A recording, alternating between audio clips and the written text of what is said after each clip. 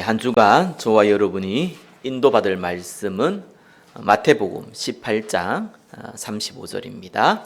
우리 한 목소리로 같이 한번 읽어보겠습니다. 너희가 각각 마음으로부터 형제를 용서하지 아니하면 나의 하늘 아버지께서도 너희에게 이와 같이 하시리라. 아멘. 우리 옆에 분과 인사 나누겠습니다. 그리스도 안에서 형제를 용서합시다. 그리스도께서 말씀하신 용서입니다. 오늘은 용서에 대해서 저와 여러분이 마태복음 18장을 통해서 언약의 말씀을 마음에 담는 시간 되시길 바랍니다. 주기도문의 마태복음 6장 12절에 우리가 우리에게 죄 지은 자를 사하여 준 같이 우리 죄를 사하여 주시옵고, 자, 이렇게 얘기하고 있습니다. 우리에게 죄 지은 자를 사하여 준 같이. 어떻게 보면 반대로 표현했잖아요, 그죠? 하나님이 우리를 용서한 것 같이 우리도 다른 사람의 죄를 용서하게 하옵소서, 이렇게 표현해야 되는데, 반대로 우리가 우리에게 죄 지은 자를 사하여 준 같이 우리 죄를 사하여 주옵시고, 이렇게 표현했습니다. 꼭 어떻게 보면 한국 어조로 표현하면은 조건부인 것처럼, 우리가 내가 남을 용서해야지만 하나님도 우리를 용서한다, 이런 조건부인 것처럼 들리기도 합니다. 이거는 이스라엘 사람들이 쓰는 표현입니다. 강조한 것을 항상 앞에 두는 겁니다. 예수님께서 우리를 용서하는 건 당연히 알고 있는 거기 때문에 우리가 죄를 용서해야 된다, 자, 이 표현을 강조한 거죠. 마태복음 6장 14절에 15절에 주기도문 이후에 예수님이 너희가 사람의 잘못을 용서하지 아니하면은 너희 하늘 아버지께서도 너희 잘못을 용서하지 아니하시려니와, 너희가 사람의 잘못을 용서하지 아니하면 너희 아버지께서 너희 잘못을 용서하지 아니하시리라, 이렇게 나와 있습니다. 이것도 똑같이 강조를 하죠. 우리가 사람을 용서해야 된다, 이걸 강조하는 겁니다. 자, 오늘 읽었던 본문도 동일합니다. 너희가 각각 마음으로부터 형제를 용서하지 아니하면, 이건 조건부가 아닙니다. 나의 하늘 아버지께서도 너희에게 이와 같이 하시리라. 이거는 형제를 용서하라, 이거를 굉장히 강조하는 표현입니다. 왜 예수님께서 용서라는 부분을 이렇게 강조했습니까? 오늘 이 부분에서 저와 여러분 좀 분명히 알고 넘어가야 돼요. 물론 성경은 용서를 빼고 말할 수가 없죠. 제일 중요하죠, 그죠? 그리스도께서 오신 이유가 우리를 용서하기 위해서잖아요. 무슨 용서요? 죄에 대한 용서. 그거에 대해서 십자가에 죽으시고 부활한 거잖아요.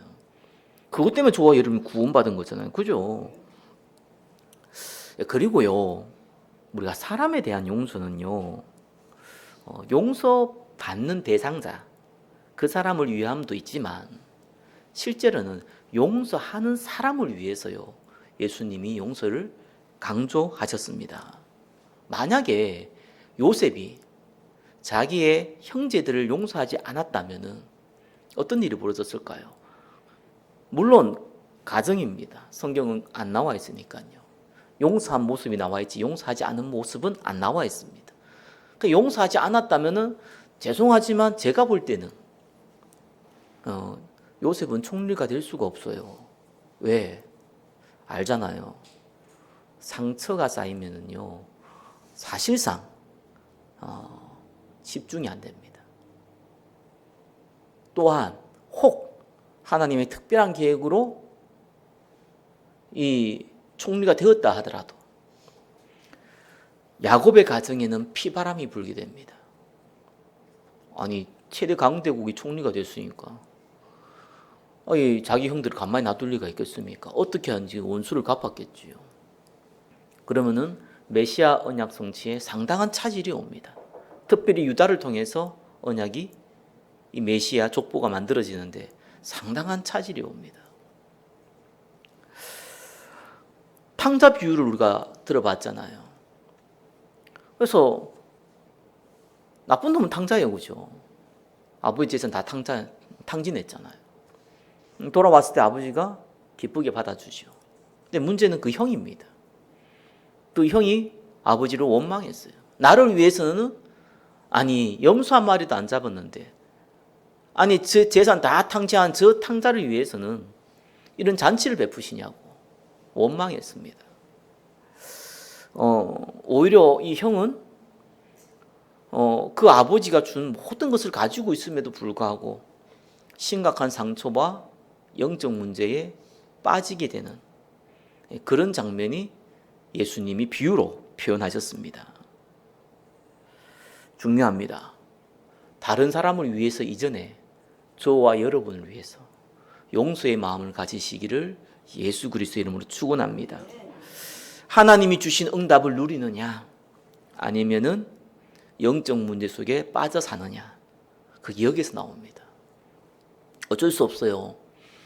용서가 안 되면은 반드시 상처로 남습니다. 그거는 곪게 되어 있고요. 영적 문제를 유발하게 되어 있습니다. 자, 그렇다면은 우리는 남을 용서하기 위해서 어떠한 마음을 가져야겠습니까? 어떠한 자세를 가져야겠습니까? 실제 신앙생활 가운데 이런 일이 벌어지는데 어떠한 방법으로 용서해야 됩니까?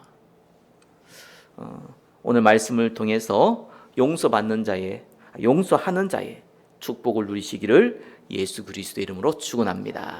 첫 번째입니다. 우리를 용서하신 그리스도의 마음입니다.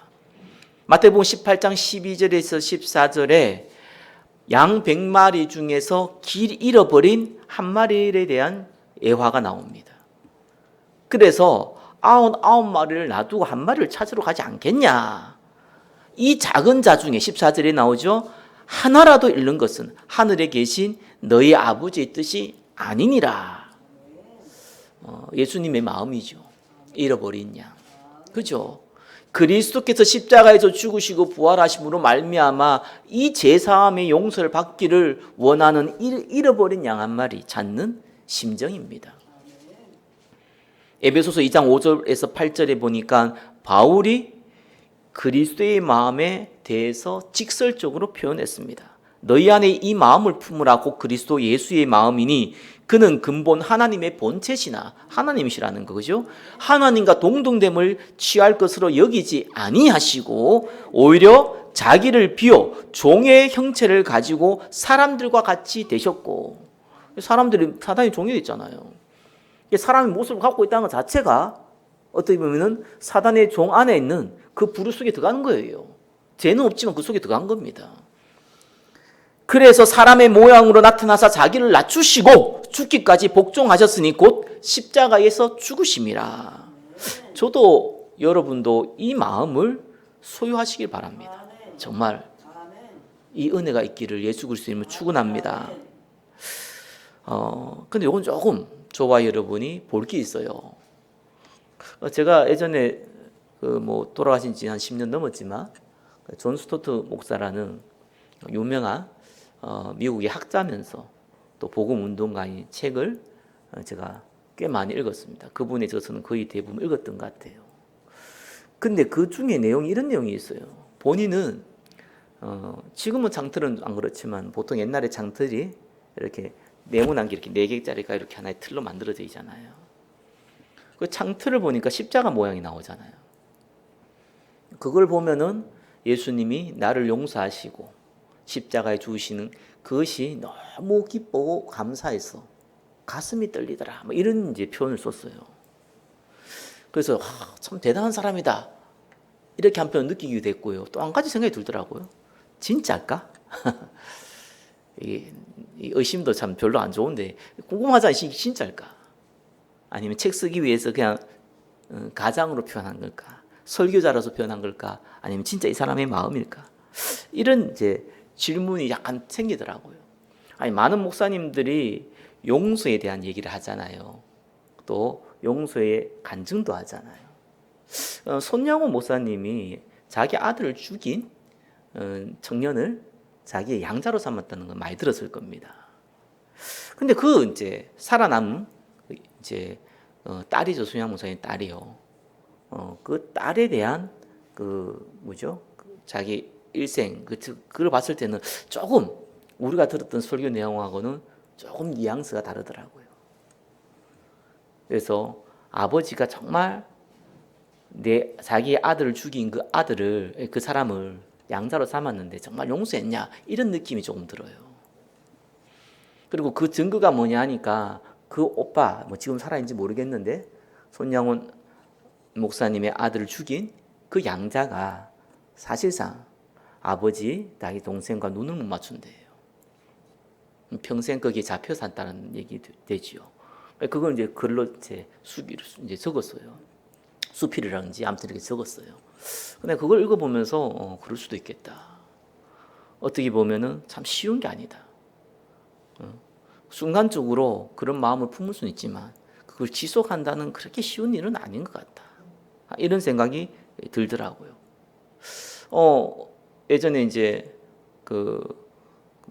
국민신문고 이렇게 사람들이 이렇게 글 올리고 했잖아요. 대통령이 직접 대통령실에 올리고 했잖아요. 뭐 뉴스에도 많이 보지만 그 중에 글을 한번 올린 게 내가 기억이 나요. 자기 아들이 너무 두드럽게 맞아가지고 피투성이 돼가지고 사경을 헤맨 겁니다. 그래서 아들이 이제 입원하고 겨우겨우 살아났는데 그 가해자의 부모가 용서를 빌기는커녕 자기 아들이 사경을 헤매고 있을 때 해외 여행을 다녀온 거예요. 그 아들과 함께. 그거 알고 있으면서 자기 아들이 남을 이렇게 해코지했다는 거 알고 있으면서. 근데 이 분이 고위직이야. 국가의 고위직이야. 이런 이제 내용이 적혀져 있더라고요. 저는 그걸 딱 읽으면서 참 불쌍하다 이런 생각이 아니라 이 나쁜 XX 그죠? 뭐 이런 게 있냐 이런 이제 생각이 들잖아요. 정의와 분노가 더 생기지. 용서의 마음, 불쌍한 마음은 안 들거든요. 용서 이전에 불쌍한 마음이 안 들어.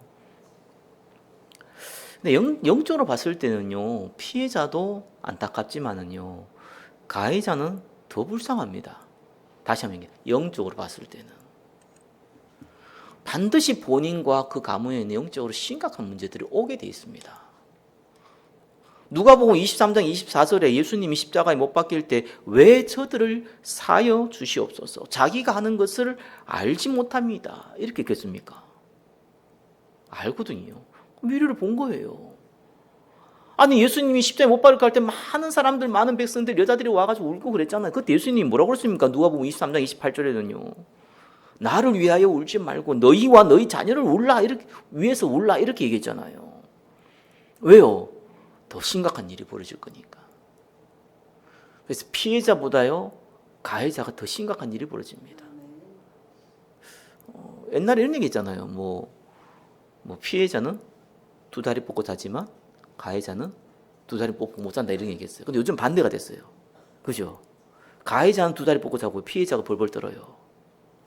해코지할까봐.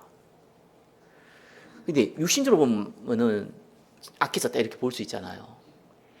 다르게 안 보면 영적으로 한번 볼까요? 그런 사람들이 복음 받을 수 있을까요? 못 받습니다. 왜? 그 상황으로 몰렸어요. 요번에 내란 사태 보면 알잖아요. 말도 안 되는 막 거짓말을 하고 막 합니다. 막 선동도 합니다. 제가 무슨 좌파 우파의 개념으로 얘기하는 게 아니에요. 그냥 상식 수준에서. 근데 왜 그럴까요? 방법이 없어요. 왜요? 방법이 없어요. 그러니까 그러는 거예요. 그러니까 뉘우치고 해봤자 더 엉망될 거 알아요. 차라리 못 먹어도 고다 이러면서 가는 거예요. 사람이 왜 아껴준 줄 압니까? 다시 돌이킬 수 있는 방법이 없을 때 더 악해집니다. 그러면은 육신적 영적으로 봤을 때 그 사람 정신을 봤을 때 그 사람 상태는 어떻게 되겠습니까? 그냥 사단에 잡힌 자가 아니라 완전히 잡힌 자가 되는 겁니다. 그게 더 심각한 일이 벌어집니다. 저와 여러분이 먼저 받을 은혜가 있어요. 예? 그게 뭡니까? 그리스도께서 십자가에서 다 우리를 용서하셨구나. 그죠? 이걸 먼저 가지셔야 돼요. 그러려면은 몇 가지 은혜를 받아야 됩니다. 그게 2번의 내용이에요. 일단은요, 자세부터 좀 갖고 있어야 돼요. 행하고 안 하고 다른 거예요.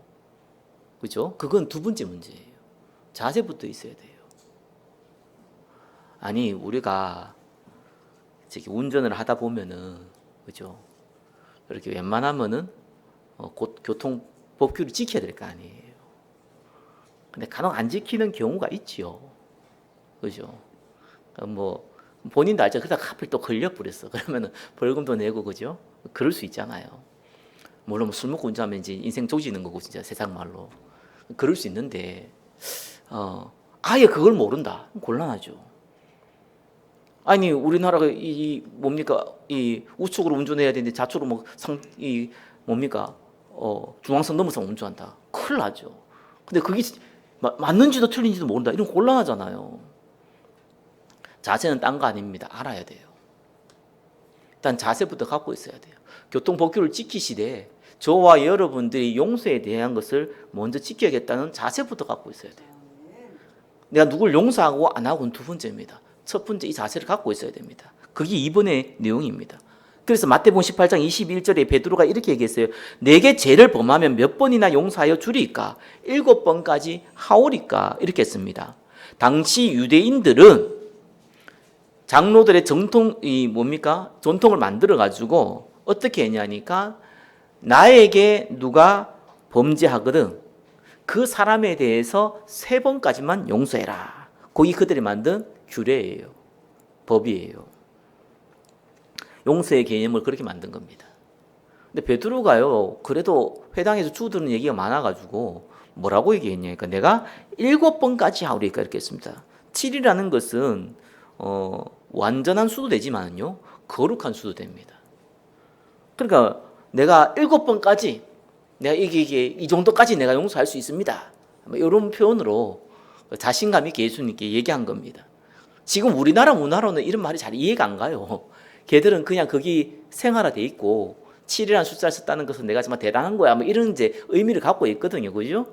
여러분 구찌나 뭐 이런 거 이렇게 딱 들고 다니는 루비 등 이런 거 딱 하면 나도 좋은 거 이렇게 얘기하잖아요. 그죠? 명품 갖고 있으면 좋은 거, 뭐 시계 좋은 거 이렇게 얘기하잖아요. 그죠? 그건 마찬가지예요. 이 사람들 이런 말 자체가요, 자기 자신을 업하고 상대가 존경하게 만드는 표현입니다. 자, 이렇게 얘기하니까 예수님이 7번이 아니라 7번을 7번을 70번까지 하라. 490번인데 490번 하면 용서하고 491번은 용서하지 말라. 이 말은 아니잖아요. 계속 용서하라는 거예요. 무작정 용서하라는 거예요. 이런 얘기를 한 거예요.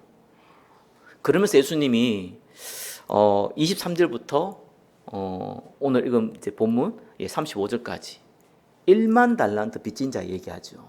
그 1만 달란트는 이게 이 뭡니까? 1달란트가 금으로 하면 이제 몇 킬로 되는데 그때 당시에 몇 킬로 이런 게 별로 의미가 없더라고요. 한 6천 명의 노동자에게 줄 수 있는 일당을 줄 수 있는 돈입니다. 한 달란트가요. 그럼 1만 달란트라는 거는 뭐 굳이 한 사람도 한 10만씩 준다 그러면 일당을 6조 원이 되는 돈이에요. 우리는 1만 달란트라는 개념이 그냥 크다 이 정도 개념이지만 우리가 한국어로 표현하면 뭐 6조 뭐 이런 식으로 얘기하면은 굉장히 큰 돈이잖아요. 그들에게는 화폐의 개념이 1만 달란트 하면은 6조 이상의 개념이니까 어마어마한 돈이잖아요. 한마디로 노력해서 갚을 수 있는 금액은 아니에요. 근데 이 빚을 졌다는 거예요. 그래서 이 주인이 이 빚진 자를 탕감시켜줬어요. 처음에는 네 아내와 소유를 다 팔아가지고 갚으라 했다가 이 사람이 내가 갚겠다고 빌빌빌 이렇게 빌고 막 용서를 구하니까 탕감해줬다. 이래 나옵니다. 그래서 너무 기쁜 마음으로 가다가 100데나리온 자기에게 빚진 자를 만난 거예요.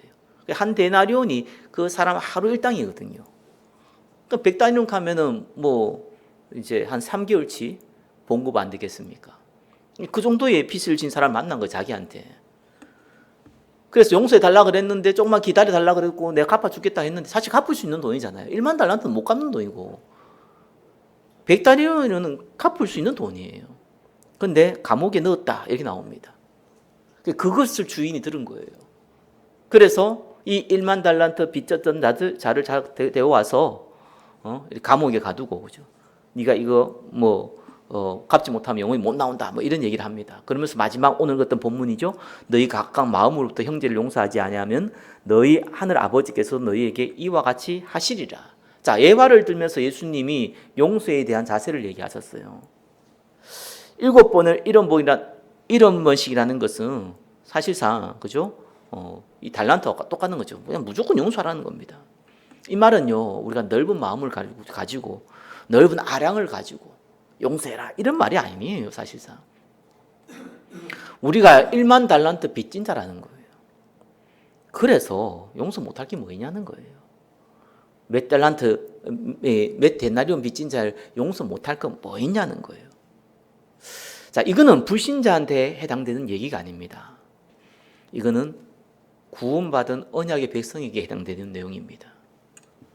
구원받지 않는 자가 무조건 용서한다. 글쎄요, 세상 등신 중에 그런 등신 없을걸요. 왜 용서를 합니까? 악착같이 싸워서 닫아내야지요. 목사님 그렇게 강하게 얘기하면 아닙니다. 그게 상식입니다. 그죠? 왜? 없으니까. 영적으로 없잖아요. 육적이라도 있어야지. 왜 육적인 걸 손해보면 삽니까? 영적인 것도 없지. 육적인 것도 없지. 그럼 다 죽으라는 얘기인데. 근데 저와 여러분들은 하나님의 은혜를 받은 자.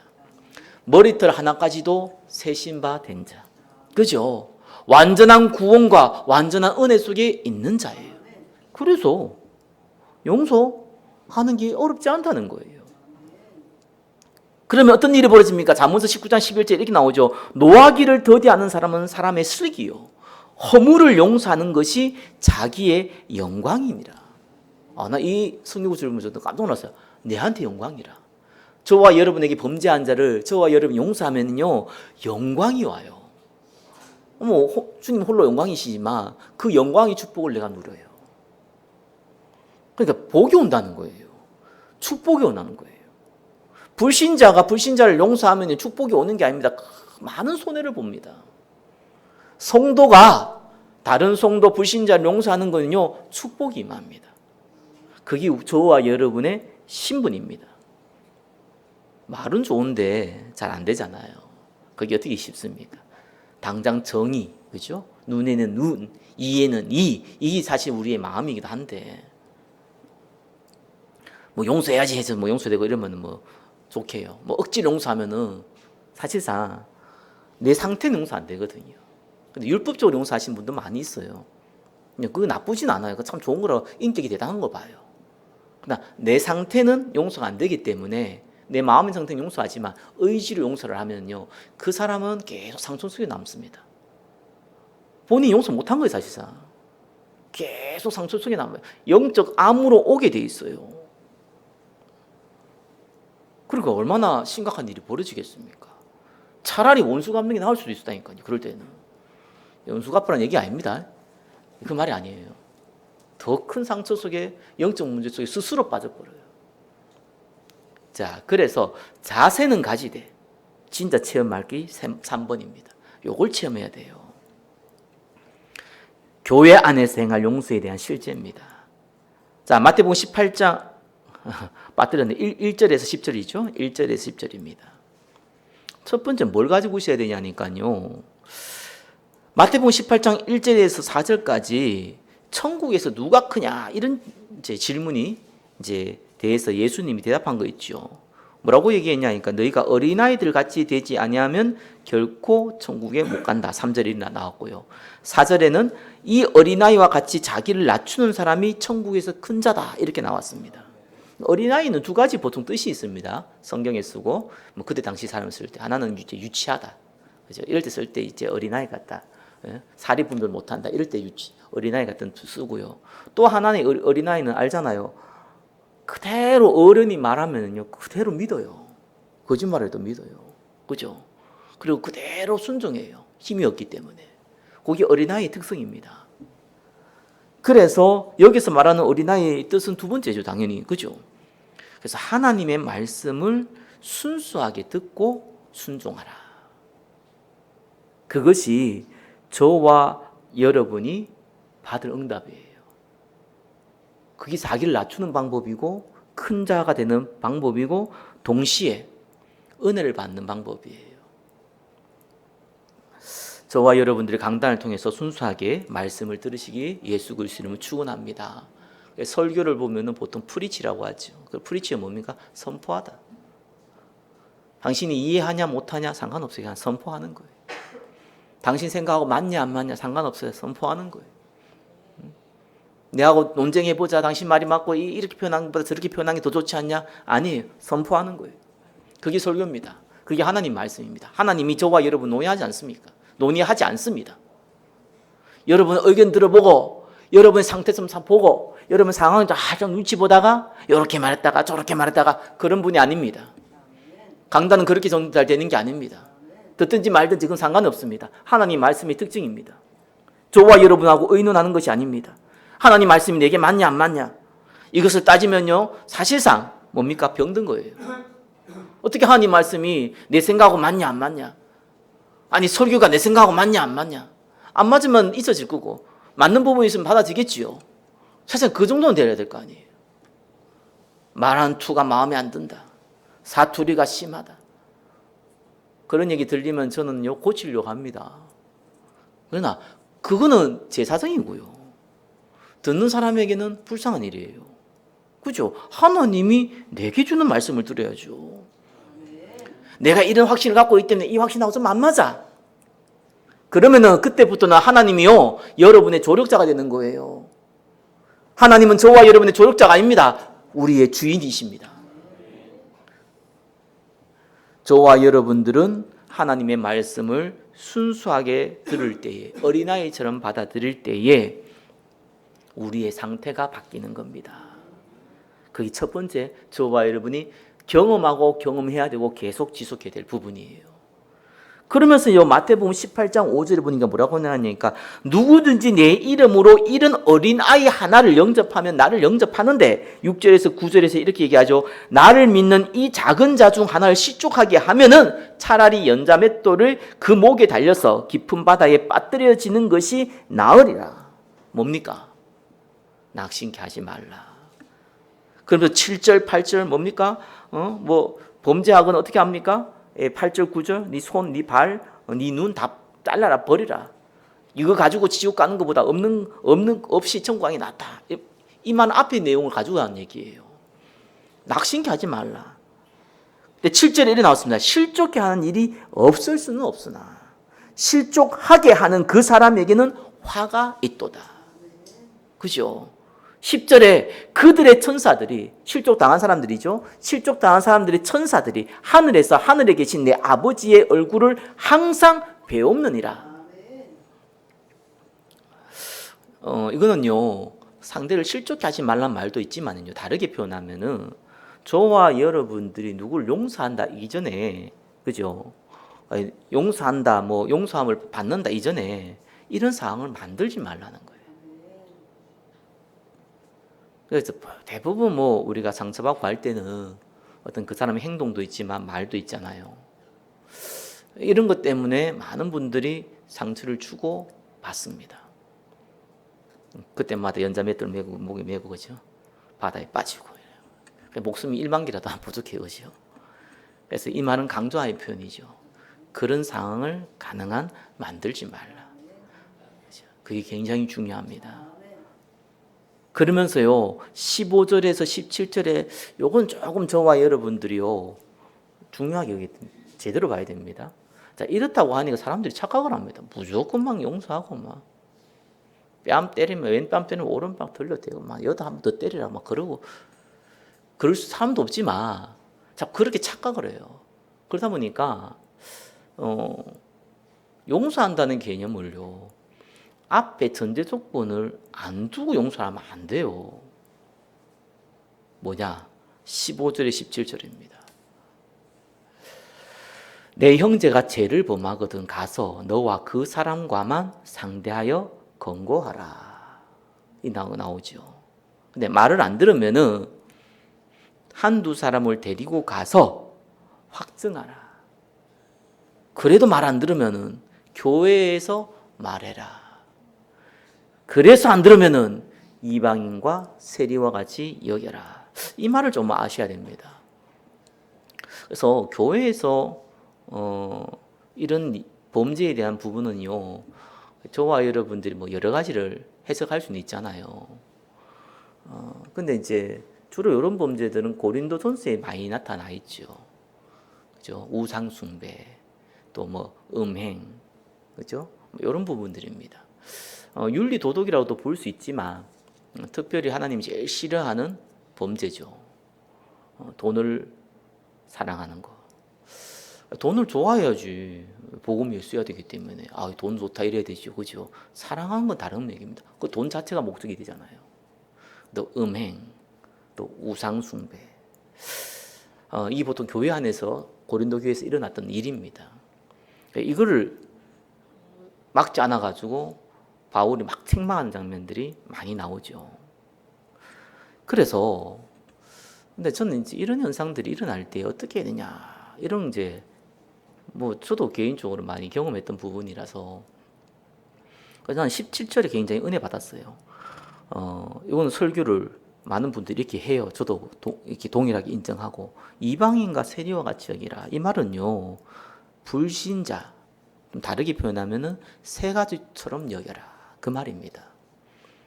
그래서 미워하고 이 나쁜 인간 너하고 상대 못해 이렇게 하는 얘기가 아니라 그건 저주하는 거잖아요.